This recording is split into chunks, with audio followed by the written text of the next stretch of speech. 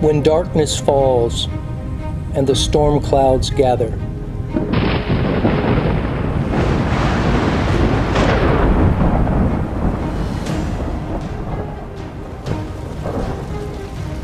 when the fiery trials threaten to leave nothing but ashes, the real question in life is not why do the righteous suffer, but how should the righteous suffer?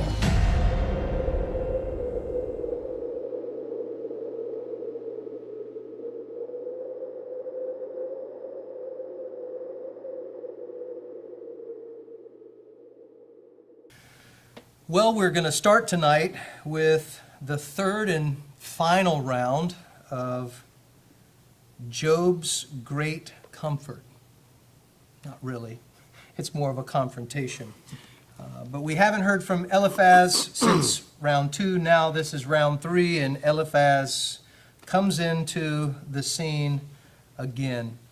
Verse 1 says in chapter 22, "Then Eliphaz the Temanite answered and said, Can a man be profitable unto God, as he that is wise may be profitable unto himself?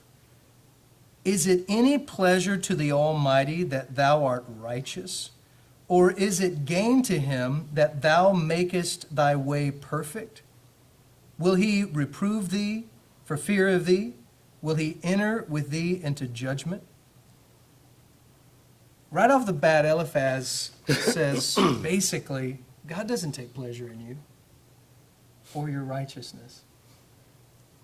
And that's completely contrary to what we've heard from the Lord himself. But I don't know about you guys, I do have a past in a very legalistic church background and environment. And legalistic people are angry. Yeah, they are.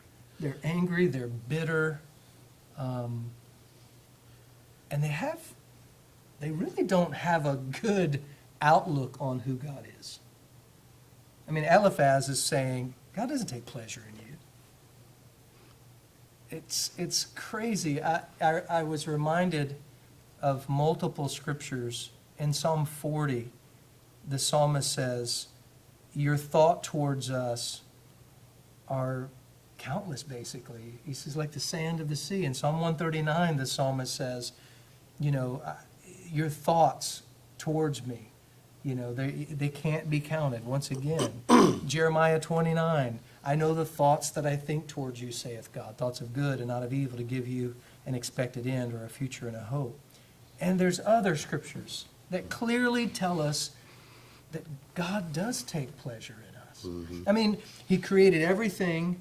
It was good, it was good, it was good, it was good. 6th day he created man. It was very good. But somehow this theology, I wonder if Eliphaz would be saying this if he didn't think Job was sinning.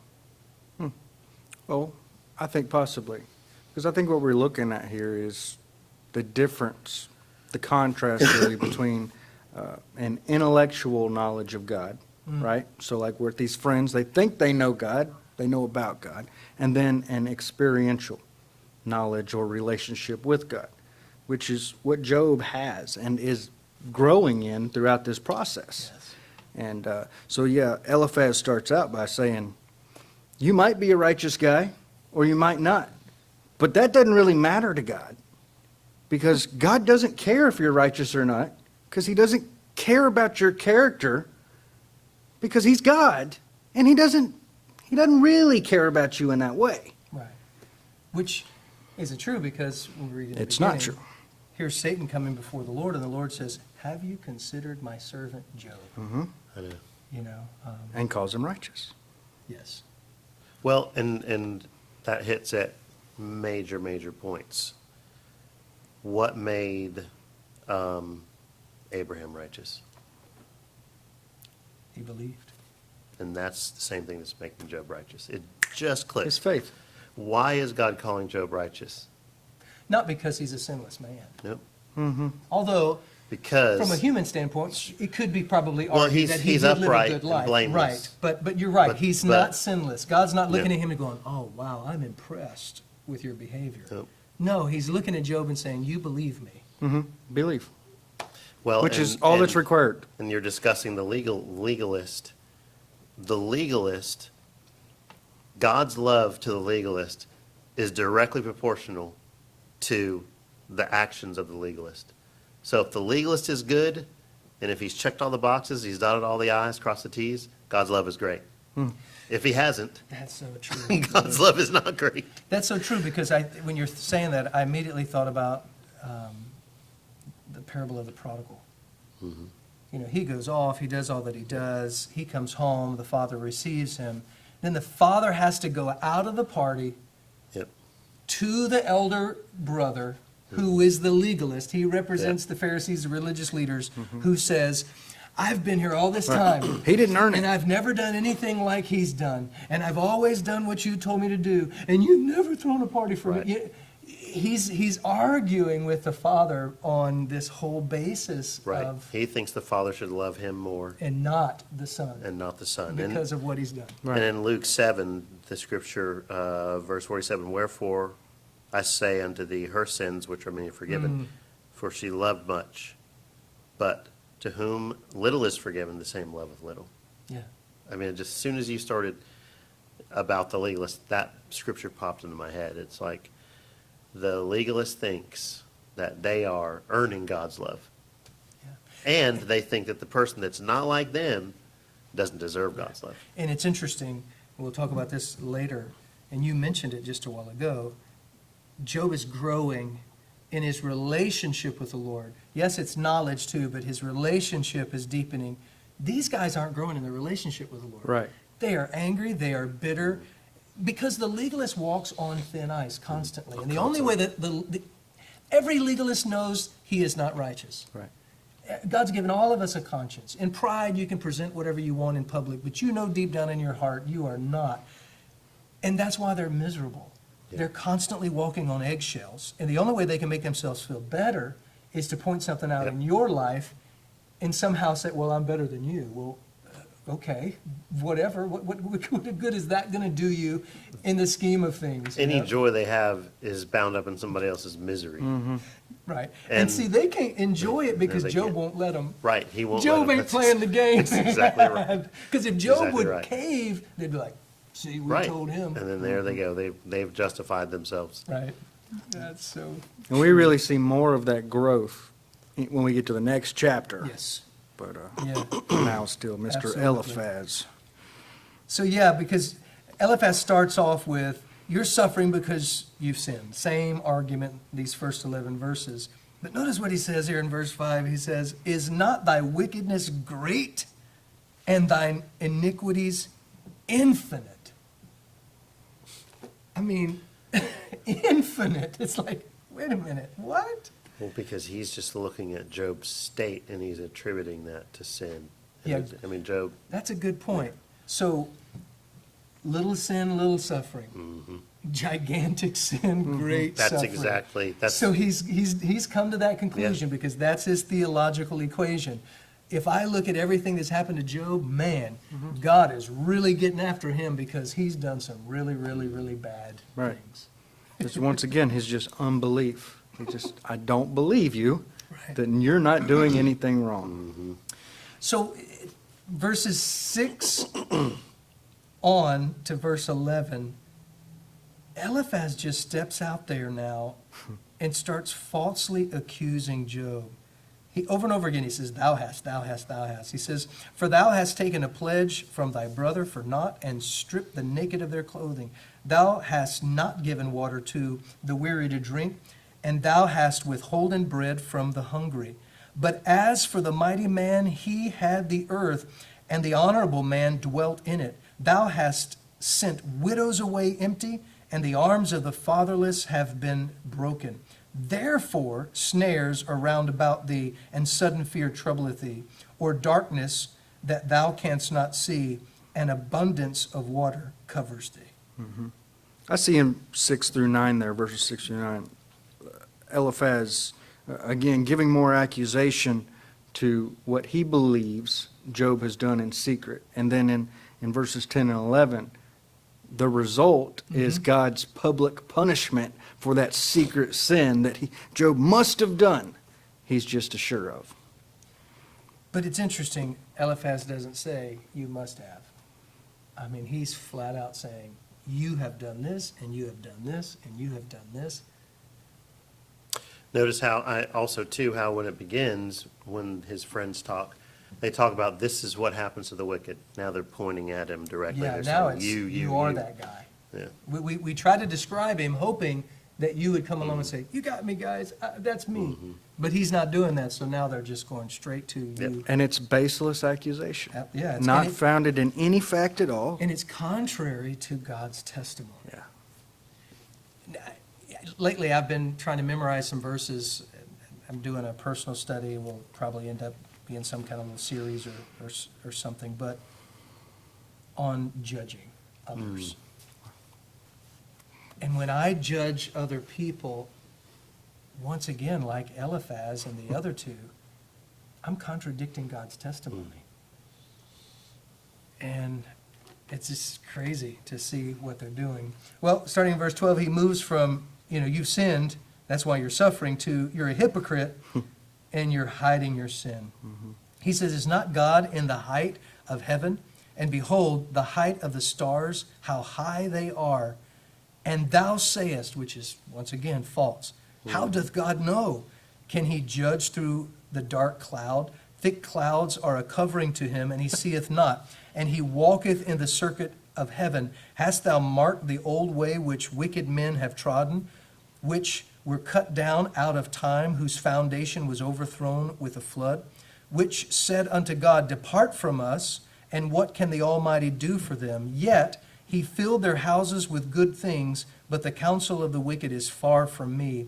The righteous see it and are glad, and the innocent laugh when them to scorn. Whereas our substance is not cut down, but the remnant of them are fire, the fire consumeth.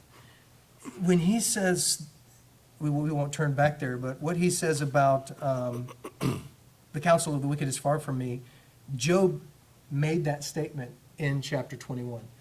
So he's once again counteracting what Job has already said. And that's really what started this whole thing. Job shared where he was at, and from then on, they've been pounding every word that comes out of his mouth. I think it's funny that he can all of a sudden start making assumptions that he knows the thoughts that Job is thinking towards God.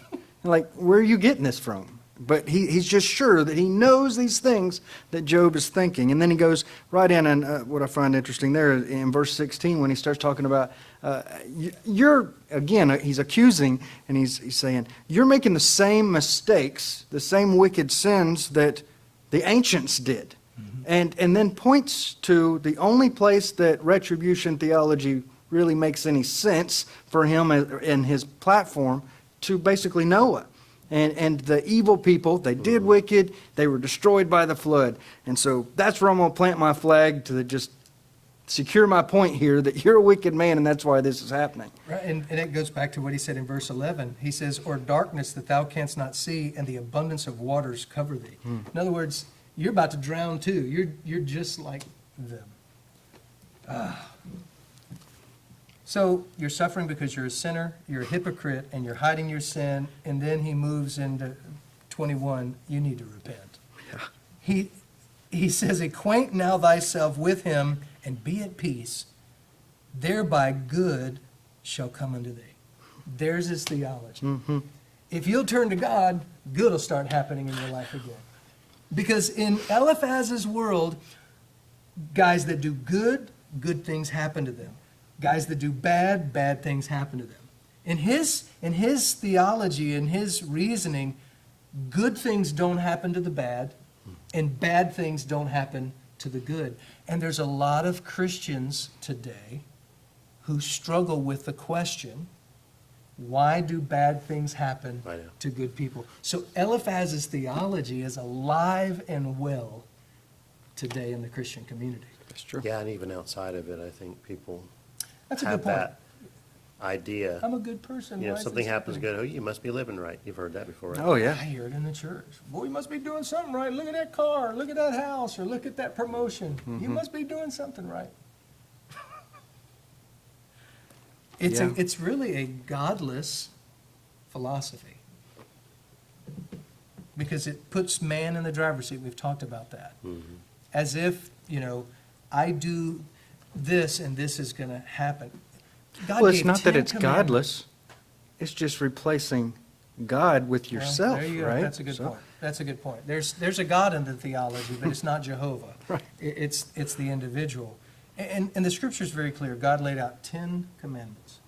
He said, here's 10 things. Do these 10 things and everything will be great. And nobody's done the 10. Yeah, what's the first one? Thou shalt have no other gods before me. And then what do we do all day long? This theology broke that right off the bat. Yep. He says, receive, I pray thee, the law from his mouth and lay up his words in thine heart. And then verse 23 through 25, I'm just going to read it and see if it sounds familiar today. Eliphaz could be a modern day preacher. If thou return to the Almighty, thou shalt be built up. Thou shalt put away iniquity far from thy tabernacles. Then shalt thou lay up gold as dust, and the gold of Ophir as the stones of the brooks. Yea, the Almighty shall be thy defense, and thou shalt have plenty of silver. I can hear that in one of those televangelist voices. You know, That's which is- crazy. I mean, that's the prosperity message. Yeah, it is. And, you know, Ecclesiastes tell us that there's nothing new under the sun, and it's true. I mean, we've been down this road. This has been refuted at the end of this book by God himself. And people are still, oh, if you do what's right, God's going to just make you rich. Yeah, and I think I can understand, so, because you sit here and you think, well, these guys have to have seen good and bad things in life, happen to good and quote-unquote bad people. How come, and maybe this is just their life, maybe Job was right there with them all day long, saying, yep, that person is a sinner, and, well, that person is a good guy, you know what I mean, or whatever. Yeah. But I understand why the flesh has to hold on to that, because it's hard to surrender, and the wind blows where it will. listeth, yep. No one knows where it comes from, where it goes, and so are those who are born of the Spirit. We hate that. Our flesh hates that. Yeah. Our flesh wants to know point A to point B every step of the way. We can't just let go. That's true.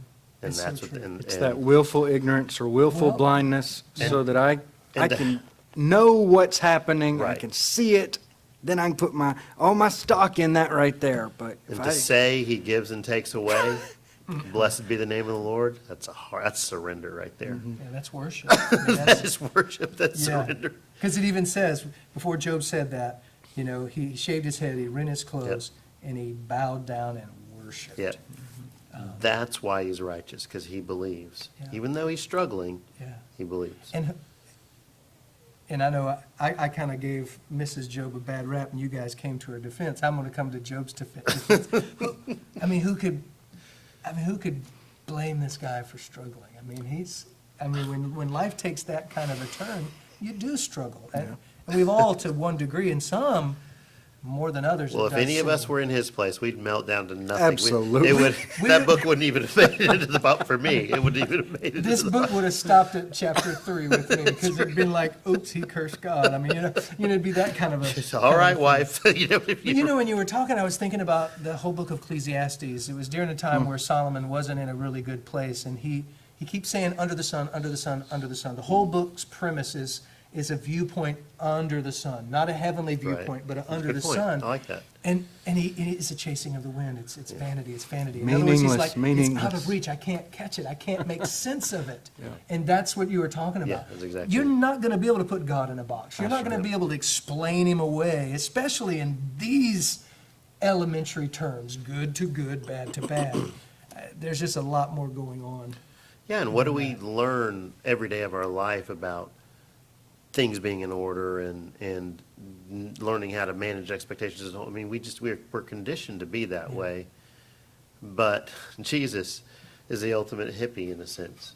You know? Did you say the hippie? He is. And I mean, he is totally trusting God. He looks Yeah. to heaven for God. He, you know, and the whole idea of the children of Israel going through the desert and just every morning they weren't, it wasn't like they had their manna for the whole year.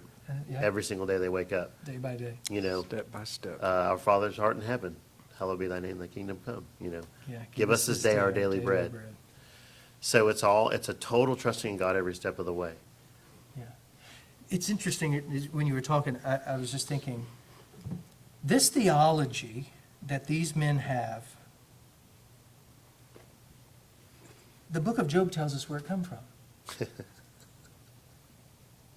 Satan himself.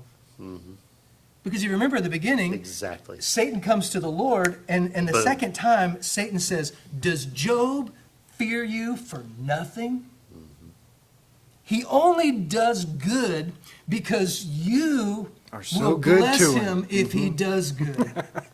Yep, you're right. You take away all the good stuff. If you take away his paycheck, he's not going to serve you another moment. Mind blown. That's exactly where it comes And from. that's It's a satanic. It is. And I Which is thought of where it all earlier, lies come from. but that is it right there. You're right. It's that first. You shall not have other gods Right. before me. To do that is satanic. Yeah, you're right. Yeah, and so Eliphaz. Oh, and we the- see and the that other from guys, Eliphaz all throughout the rest of this particular chapter. They see Job and they're like, ooh, he got fired. Yeah, yeah. He's not paying the bills. They're repossessing everything that he's got. God's repossessing. But if you'll repent Yeah, oh, yeah. and turn from your wicked ways, Paychecks God's start going to rolling answer in. your every prayer, Start Job. rolling in again. Well, and almost to their defense a little bit, because we all struggle with the same thing in the flesh. It's easier to tell somebody that than it is to say, I don't have an answer for you, Yeah. but I'm just going to sit here and pray with you. You're not giving them anything. Yeah. Yeah. So here comes another modern day false theology. Verse 26, he says, for then shalt thou have thy delight in the Almighty, and shalt lift up thy face unto God. Thou shalt make thy prayer unto him, and he shall hear thee, and thou shalt pay thy vows. And here it is, verse 28. Thou shalt also decree a thing, and it shall be established unto thee, and the light shall shine upon thy ways. Name and claim it. Claim it, baby. If you're where you're supposed to be, you can be like God and call those things that aren't as though they are. You can just claim it, just speak it. That's that American gospel, right? Well, that's all the way back in the garden. It's like, wow. You can be like God. Yep, that's it. Verse 29, when men are cast down, then thou shalt say, there is lifting up, and he shall save the humble person. He shall deliver the island of the innocent, and it is delivered by the pureness of thine hands. You'll be able to speak into people's life, and wow. It's a Well, good thing he ended right there, because he really didn't have anything worth saying. Yeah, he was way off the And we're reservation. done with him. And their entire ministries built on some of this. I know. And it's another thought that pops into my head is when an interrogator comes in and tries to get you to sign a false confession. Mm-hmm. But, and the enemy, as the enemy's behind it, but that false confession isn't going to set you free. It's going to bind you. Right. So if Job said, all right, there must be, that wouldn't have changed anything for him. It would have made it worse. Right. That's true. But people buy into that false They do. hope that they're offered at that time. And Yeah. So Job responds in the next two chapters, verse 1 of chapter 23. Then Job answered and said, even today is my complaint bitter. My stroke is heavier than my groaning. He's like, guys, I can't even begin to put it into words what I'm going through. You don't have a clue just based on what you're seeing. It is he is So where do I begin? he's groaning, but he's growing. Yeah. He's growing, and we talk about growing pains. And I don't know about you guys, and there's a part of my flesh even still, as we're studying this and even knowing what I know, I don't want to admit it, but it's true. I think some of the greatest times of my spiritual growth took place in the worst times of my life. Absolutely. Because the nonsense Yeah. was being shaken loose. Mhm. I didn't have all that other cushy, plushy stuff to make me feel like I'm okay or things were going to be okay. And you know, in Job's he's growing in his idea of what he needs and who God is. First he says, "Oh, that there was a daysman. Mhm. I need an umpire." And that was in chapter 9. In chapter 16, he says, "I need an advocate. I need somebody that can represent me." That And then in in-between chapter man. 19, he says, "I know that my Redeemer liveth." And now, look what he says in verse 3. "Oh, that I knew where I might find him." He's like, I need a way. I need to know the way. And Jesus is all those things. He's literally crying out in this oldest book of the Bible, most likely.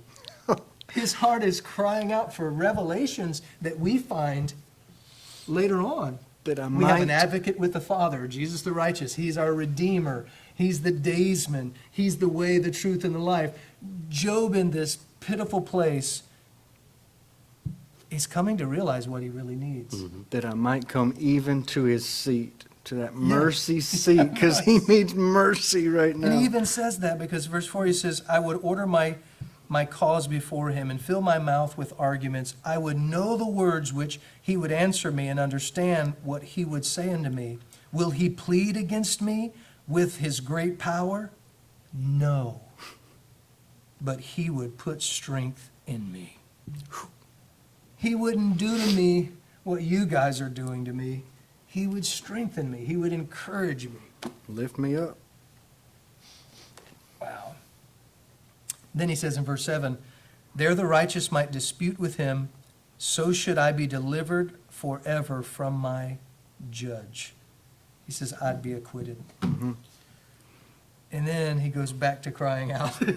He says, "Behold, I go forward, but he is not there, and backward, but I cannot perceive him.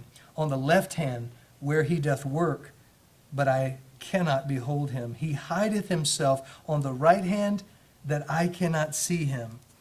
And then he says this, "But he knoweth the way that I take." I can't see him, but he sees me. Psalm 139. And then he says this. Gets gooder. What a statement of faith. He says, "When he hath tried me, I shall come forth as gold." When he burns off the nonsense, right? He takes me through this Yeah, he fire, purifies and me. all this dross comes to the surface, and he skims that off. I'm going to come out of this, he says, better than I went in. And then verse 11, he specifically disputes what Eliphaz says in verse 22. He says, "My foot hath held his steps, his way have I kept and not declined. Neither have I gone back from the commandment of his lips." He says, I'm not a hypocrite like you say. And then he says this, I love this. "I have esteemed the words of his mouth more than my necessary food." That's growth. He's declaring his confidence. And it's interesting because Job doesn't have this. Right. I've got this. Mhm. I've got God's revelation. Many Christians have it. Job didn't have this. It was harder for Job than it is for me to know what God's saying. And he says, "I esteem his word above my necessary food. I have been listening to him." But I would say too that God had a plan and a purpose for Job's life. There was a way that and a time that God wanted Job to hear him, and then God wanted to speak to Job. So God's ways are higher than ours, and he's perfect. We have a way and a different, purpose that God has for our lives than Job. So I think, in a sense, it's just as potent or just as strong that God's speaking to Job, and he speaks to us just as strong. Does that make sense? Yeah. Well, he doesn't have this. Right. But he does have, what Victor was saying earlier, he's got belief. Yeah. And that's all that he needs right now. Right, Abraham didn't have this either. That's right. But they had a different, is it dispensation Mhm. of God and his spirit? And then he says in the rest of the chapter, what you were talking about this need for surrender. He says, but he is of one mind, and who can turn him? And what his soul desireth, even that he doeth. And he performeth the thing that is appointed for me. And many such things are with him. Therefore I am troubled. Job said, this is why I'm troubled. I know he's in control. I know I can't change this. I know I'm powerless to turn this. He says, at his presence, when I consider, I am afraid of him. For God maketh my heart soft, and the Almighty troubleth me. Because I was not cut off before the darkness, neither hath he covered the darkness from my face. He maketh my heart soft. Look at the contrast between where we were in verse 4 of this chapter, where he's saying, I wish that I could plead my case before the Lord, right? I would defend myself. And now he's like, I don't even want to be in the room with him because I know. Yeah, he's still struggling. He knows that there's no secret, dark sin in his life. But he also knows that he's going through it. And once again, I think God's shaking that nonsense off. He's pulling him out, but I think Job is still, but this doesn't make sense. Right. So he's back and forth with the whole thing.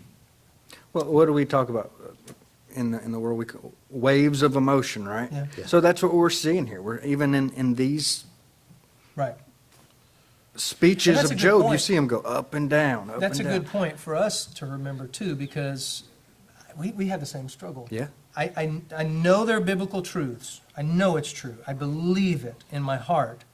But then things take place in my mind and my soul that seem to contradict what I know to be true in my heart. Right.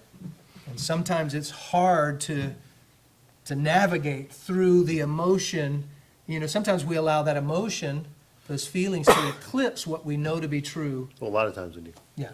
And that's that struggle, to walk by faith and not by sight. It's a tug of war. It's like I see Jacob wrestling with God, like a very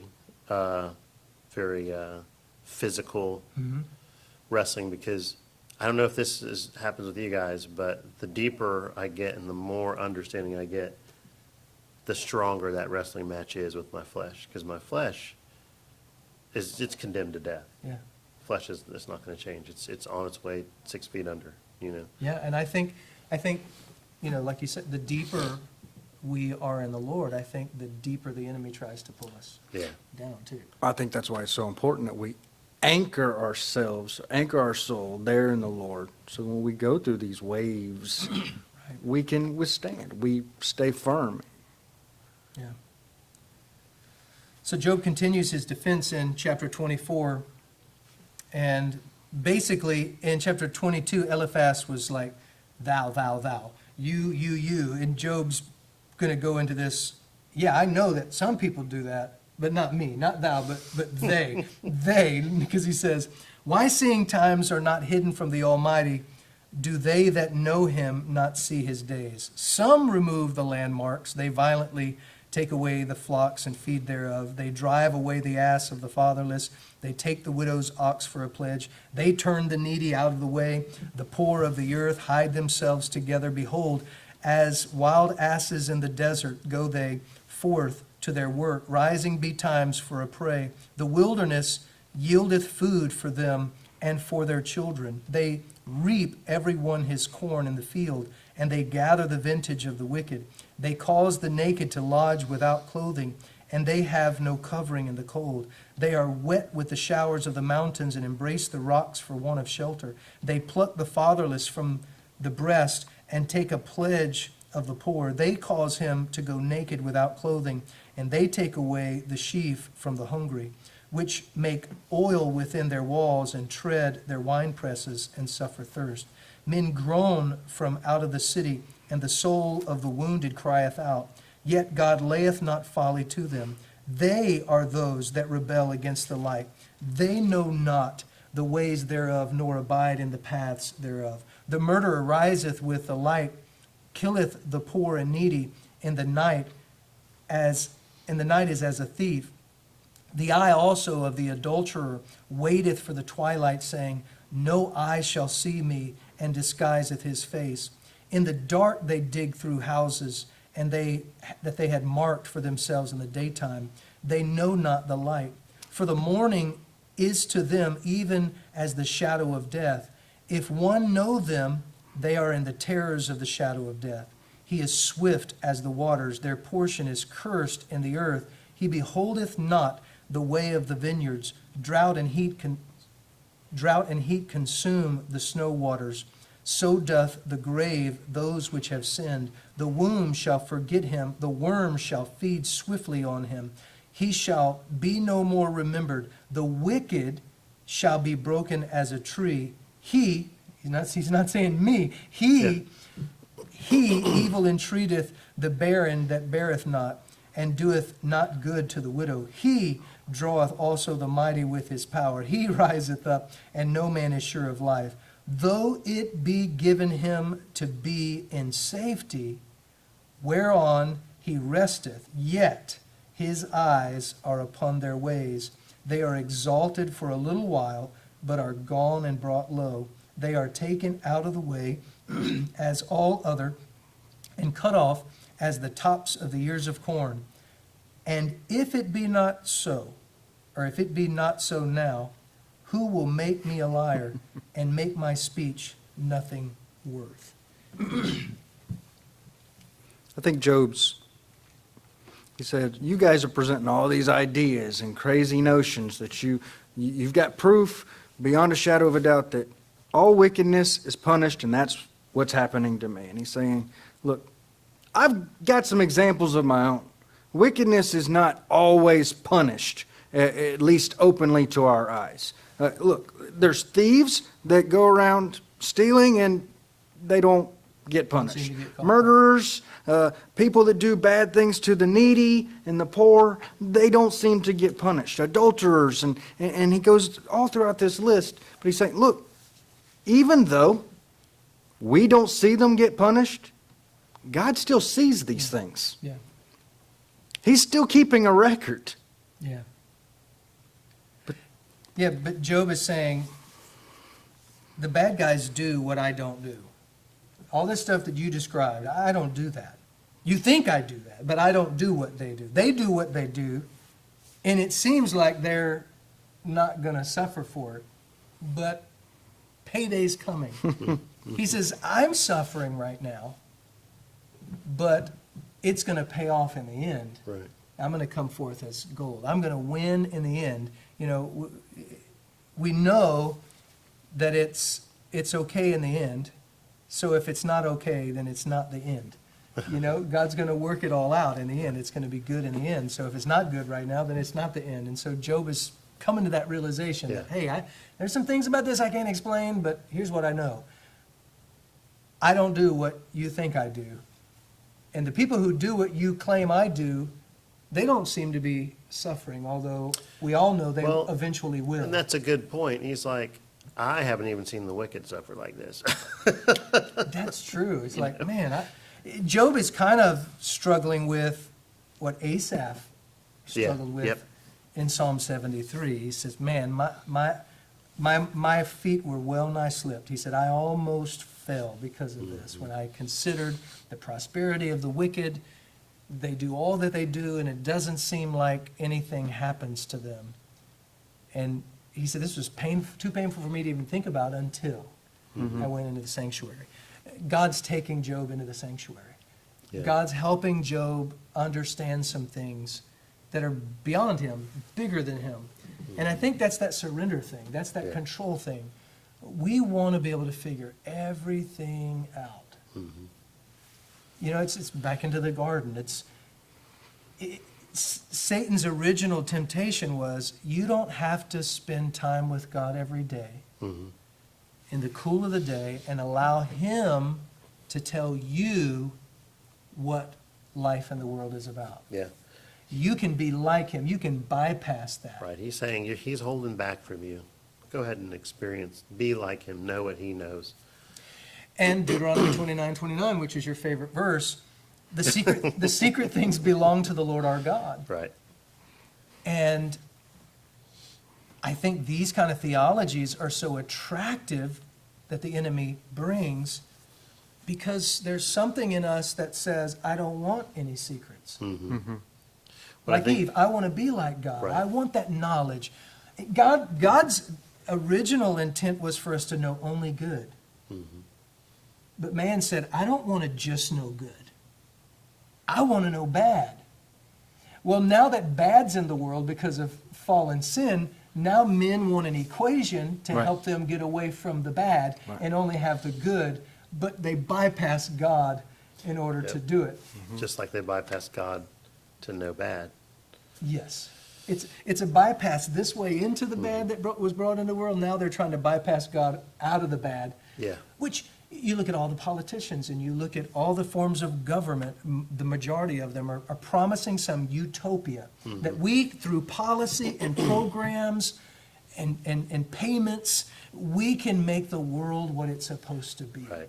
And we know, the Bible teaches, that in the end of all this, collectively they're going to come together, trying to, once again, do what they did at Babel and make this system, that's going to take care of everything. And that takes us from retribution theology to replacement theology. Mm. I'm going to replace Yep. God with what we think we need in a God. When the ultimate politician comes on the scene. Well, what's interesting too is Job is in this, when he's speaking about the wicked and that they're what's the term I'm looking for? Recompense, I guess. The wages of their sin or whatever isn't immediate. It's not immediate. And it's almost like the only way it's just like Job is waking up. He probably always knew this because obviously he's recounting something that he has considered before. But he would never tell his friends this because they're going to be like, nonsense. Right. Well, now I'm just going to tell you straight up, guys, the wicked don't immediately get paid for their wickedness. It doesn't immediately happen. Yeah, And I think he did know righteous- that. And the Not righteous, always, and not the always. righteous aren't always experiencing good. True. That's what he's learning. And now you have to ask yourself, but is God good? It's like, is he good? Because the world is not lining up the way I think it is. Wow, so now you try to, psychologists try to Yeah. get in the mind of criminals and people who have some serious issues. Now when you said that, it almost gave me a glimpse into the mind of the enemy, Satan, why he would do that, because he tempted, and as a result of that sin, evil, Yeah. sickness, all of these things came into the world. Now he brings about this theology whereby we can bypass the bad by works, by doing what we're supposed to do. And when you buy into that theology and you get cancer, or your child dies in a Right. car wreck, You're left with nothing. or you lose your career that you spent your whole life on, the only conclusion you can come to, apart from God's grace and the truth of his word, is God is not good. Right. Which is the God- same argument that was in the garden. Exactly. God's not good. What he He's wants. holding something from you. Same argument in heaven. You're not really good. You got to pay people to serve and worship you. That's right. Yeah, that's exactly it. That is exactly it. I know Christians who haven't been in church Right. for decades because their child got cancer and died. And they have never gotten past, why did God let this happen to us? Right. And they're missing the big picture. Right. They're missing that, wait a minute, first of all, God is God, and who are you to question him? And these are the things that Job is wrestling through. He's coming to grips with, I don't have all the answers. Yeah. I can't promise myself all the things that I want. God's in control of that, whether it's good or whether, it takes us back to where he started. The Lord, naked I came into this world, and naked I'm going to return. I didn't decide when I was going to be born. I'm not going to decide when I'm going to die. The Lord gives. We thank God when he gives, but we want to cancel Thanksgiving when he takes away. But you're right. It's in the garden, Satan says God's withholding something. He's undermining this idea of God. So then when that proves to be, when God is proven right by their disobedience, then he turns it. He sure does. Why Immediately would starts the cover God? up. Yeah. And then he starts that. So it's like, and then he gives you a false theology. Does Job serve God for nothing? And all of these hits are trying to undermine God. But what you see in this Job's understanding of God not allowing the wicked to immediately suffer is there's a crack. You see, there's mercy. That's mercy that God's not doing that. Yeah. And then it's mercy that God's allowing you to suffer. So all of this false stuff, again, just crumbles. That's a good point. You bring up the whole mercy thing, because the first wave of attack hits, Job shaves his head, rinses his clothes, he falls down, he worships, and he says, naked I came to the world, naked I'm going to return. The Lord gives, the Lord takes away. Blessed be the name of the Lord. Then wave 2 came. Yeah. God didn't allow wave 2 to come first. No. It's proportionate because he's sovereign and he's in control. He's not allowing his servant to be tempted above that which he is Right. able. He's allowing him, where God guides, he provides. He's helping him along the way. And the same is true in our lives right now. Whatever you're going through, I'm going through, you're going through, or they're going through, if we'll keep trusting and keep worshiping the Lord, it might not feel like it, but he's preparing us. He always Right. goes before us. And he knows this. That's why he could say what he said Yeah. to Satan. Yeah. He knew what was going to happen. Absolutely. Absolutely. He's like, okay, if you want to go down this road, fine. We'll go down this road. You're going to find out that you're wrong once again, and I'm right. Yeah, That's- Satan builds a compelling case, but the backdrop of Satan's compelling case is God's truth. Yeah, yeah. God's playing chess. Satan's playing checkers.